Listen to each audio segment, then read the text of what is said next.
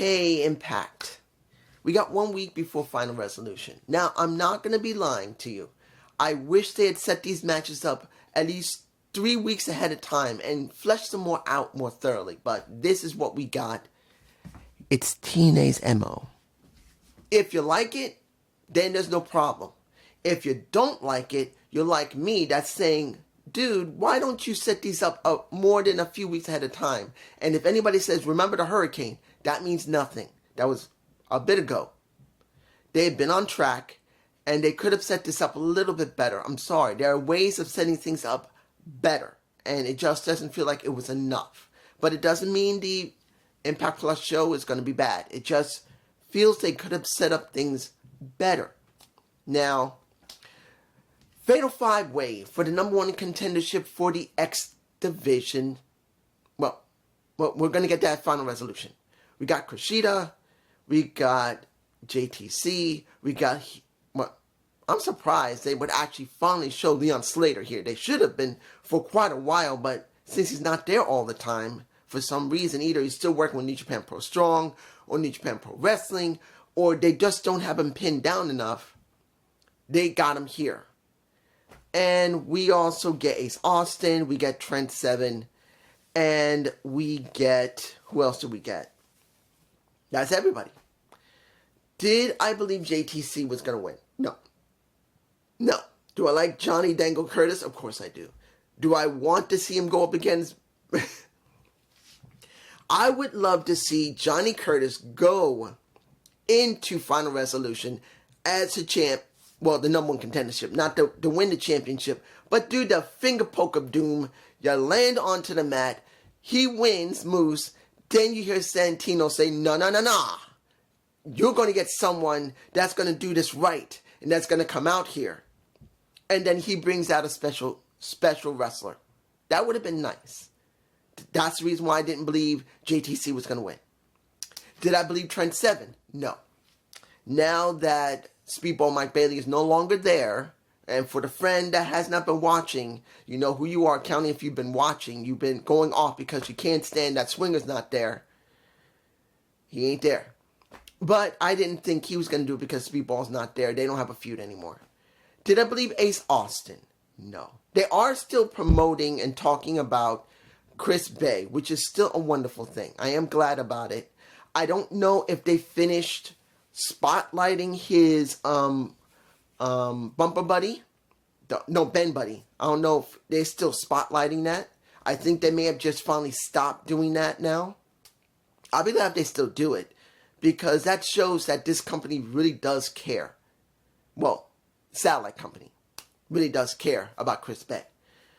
But I think maybe by 2025, we will not see any more talk about Chris Bay other than reference, not about his merchandise.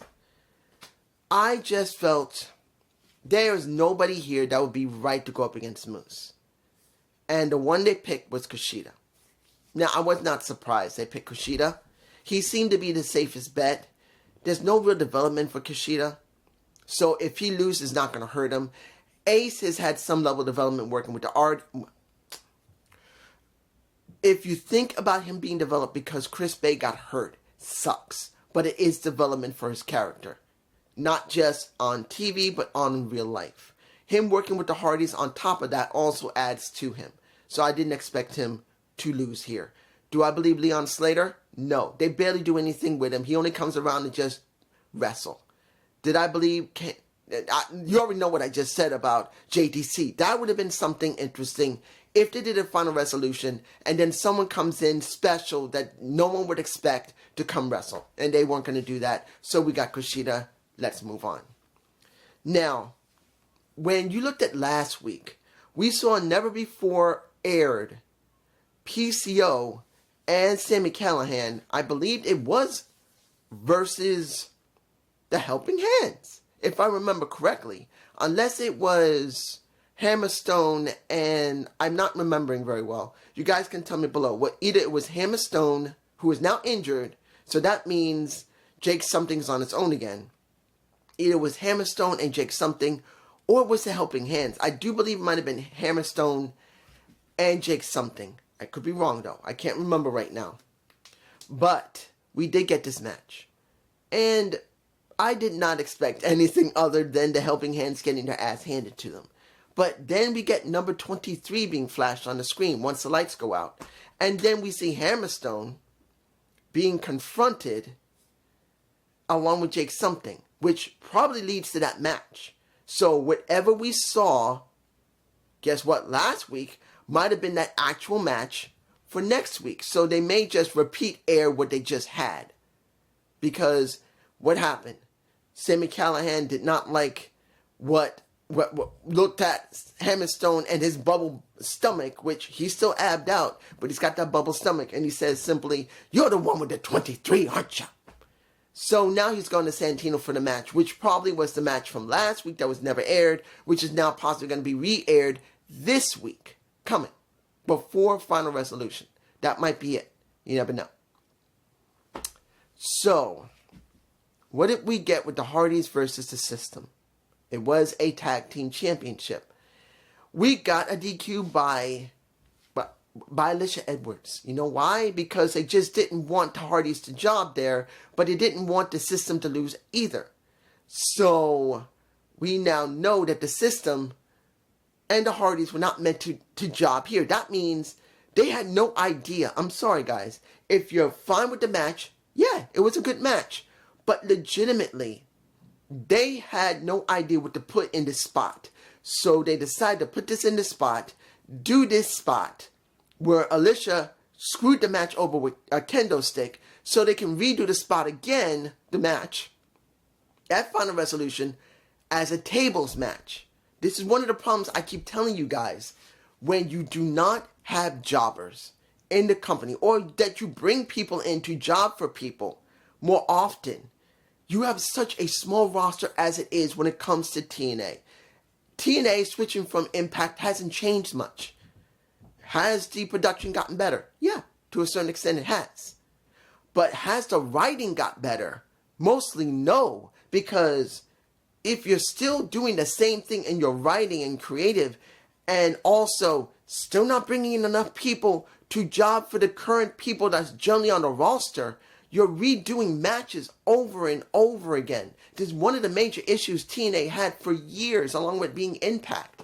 They kept doing the same matches over and over again. They just put a little twist on it because, not just because the people liked it, guess what? They had no people to do the damn work with. They had nobody. They didn't bring in any jobbers. And on top of that, they didn't bring any special people in to stay to fill out the roster. The only ones they did was Honor No More. And Honor No More, guess what they did the most of? 6, 8, 10, 12-man tags. They did more tags over regular 2-on-2 tag than anything. So it never felt important. So we get this match again at Final Resolution as a tables match. Am I upset about it? Yeah. But am I going to think it's going to be a bad match? No. Now I will say here, because I didn't say in the beginning of this video, when you look at the North Carolina crowd, it was lively, it was energetic, you can actually hear them, and that was the best thing, because TNA still doesn't really mic the people very well, or at all. All you hear is the mics that are coming from commentary. It's not like they mic the fans so you can really hear them and feel invested as someone from home who's paying for this. So the fans there were very loud, way more louder than you normally would hear. So that was fine. That was a good thing. Because if they weren't, and anybody says, dude, the fans were loud, bull fucking shit. It makes no difference. It makes no difference how freaking loud they are if you can't hear them. And putting them on X don't mean a damn thing. Not everyone's going to X. Sorry. Unless you're going to go to Blue Sky. What is it? No. Blue Sky. Sorry. Blue Sky. The alternative to X. Which right now I hear is a cesspool at this moment.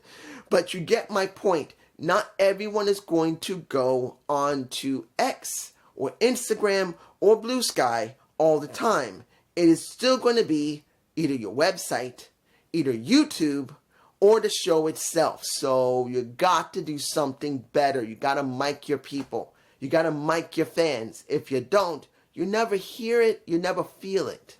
Now, mind you here, I did feel it. It was nice to hear so excited fans. Moving on. Jordynne Grace versus Tasha Steelz. Let's make this very clear. There's two reasons why they would have let Jordynne Grace job. Now, mind you, the match was fine. I did enjoy the match. At one point, I can't remember where, Jordynne Grace basically got a bloody nose at one point. Either it was just before she got pinned by Tasha Steelz and they kicked her in the corner, or was when she was in the corner. So there's only two reasons why I think they would let her job. One, to set up Marsha Slamovich to come out and have a new challenger. Because that's what I felt was going to be. And that's what we got. We basically got a Tasha Steelz as the next challenger for a Marsha Slamovich, because after the match is over and pretty much you get Alicia Edwards interfering again, just like she did with the tag match, you got the roll up and Tasha Steelz won. Then they got the beatdown in the ring. Then you get a Marsha Slamovich coming out. It's pretty formulaic. Nothing wrong with it. But here's the thing for me personally. For me, I don't care about anybody else. This is me. I say this again. You have so few women to work with. Look, we had who up in the rafters? Who did we have up in the rafters again? Rosemary. Again, the same thing with Rosemary. We had Rosemary go to NXT. She had barely any wins there. She had, like I said, the real woman was going to be happy as fuck to actually have worked in a WWE ring. Whether she goes back there again or not, it doesn't matter. She finally probably got a dream done that she was able to work in WWE. Even though it's TKO WWE. You get my point. Even if it's NXT, she's not going to care. She's going to be happy. But as a fan of Rosemary, not a diehard fan, but a fan of her, I believe they should have done more with her by now. She's still stuck in the same story of being out of her mind, not sure what to do, and holding on to a knife, and not really getting anywhere, hiding up in the rafters, figuring out who she's going to go after next. But then when you see how she's only won maybe one match in TNA, one, and she won a match in NXT, one, but that was an attack match, and everything in between she's lost. It's like looking at a person who used to book like that, where this woman has not done anything but lose. And you know who I'm talking about. But honestly, it's just, I feel sorry for Rosemary, because that's all they're having her do. It's like they don't have an idea what to do with her. And you could do a lot with Rosemary. But here, it feels like they have no idea what to do with her. She has not won any matches but one match after the NXT stuff started, and one match that she won before going to NXT. I know you're going to say, well, that's two matches. No, this is pre-NXT, and that's after starting NXT.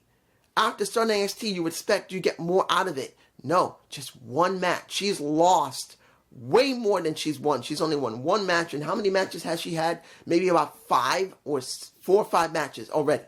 And she only won one out of maybe 6 matches. Moving on. Our last match, which will be the 8-man tag. We got the Armory with a... Let me give it to you like this. Was I interested in seeing the Northern Army team with Kaz? No.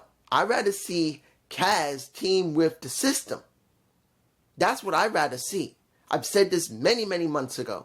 I'd rather see Kaz work with the System than have a match with the Northern Army. But then where we got Macklin, we got Eric Young, we got Santana, we got Jonathan Gresham, who I truly believe Jonathan Gresham, they should be doing a lot more with him. That little segment that he had where he was the octopus that was sick, I feel they can do a lot more with him.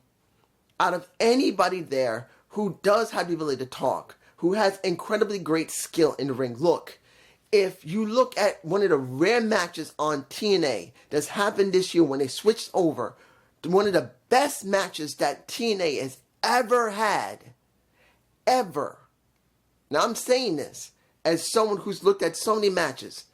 Jonathan Gresham versus Charlie Dempsey is one of the most pure, best wrestling matches you have ever seen on TNA. That was a NXT guy dealing with a TNA guy on TNA, and it should have been put on an Impact Plus show. That would have brought the house down if you heard how wild everybody was going because of both of these guys.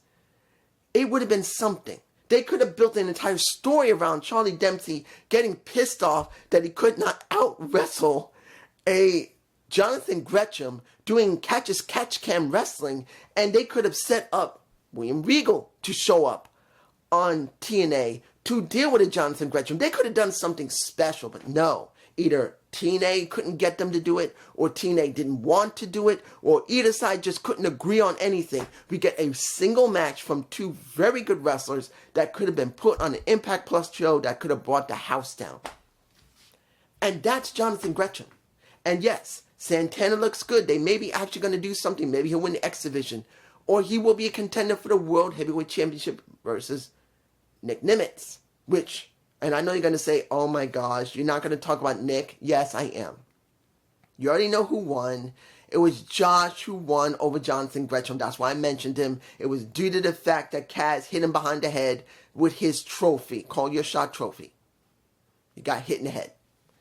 But when you see Nick Nimitz facing First Class, and now AJ TNA Francis wants a shot at the damn TNA title at Final Resolution that a Santino Marella has set up, you're going like, really? There's going to be people going to say that. For me personally, at this point, they have no choice.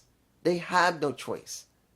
Casey Navarra or AJ Francis, one of the few people they haven't had Nick go up against. Other than the Northern Army of Icarus and I can't remember the other guy, but one of them. Because he's gone through almost everyone in the damn roster now. He has. What few people you have left? You got Jonathan Gresham he's going to have to deal with, if they're going to let him.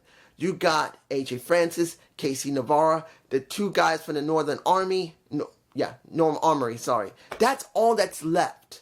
Other than Kushida, and that's it. Unless you're going to Laredo Kid go up against a TNA champion who has never even had a chance to go beyond the X Division. Hell, all the times he's maybe had a shot at X Division. I think he's only had a shot at X Division twice. Twice. And that is a Laredo Kid. So those are the only people that are left. But counting on if they're going to book him like that, saying he's willing to fight anybody, he's still going to face off KC.